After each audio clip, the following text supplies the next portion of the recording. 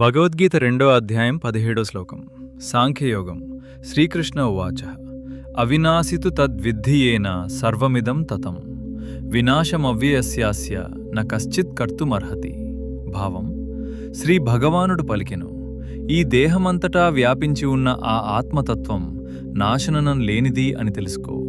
వ్యయం లేని ఈ ఆత్మను నాశనం చేయడం ఎవరివల్లా కాదు.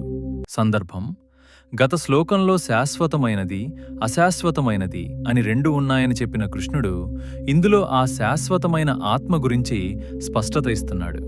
మన శరీరమంతటా ప్రాణం లేదా చైతన్యం రూపంలో వ్యాపించి ఉన్నదే ఆత్మ. శరీరానికి గాయాలవ్వచ్చు, జబ్బులు రావచ్చు, వృద్ధాప్యం రావచ్చు, కానీ లోపల ఉన్న ఆత్మకు మాత్రం ఎటువంటి మురుగు తరుగుదల ఉండదు.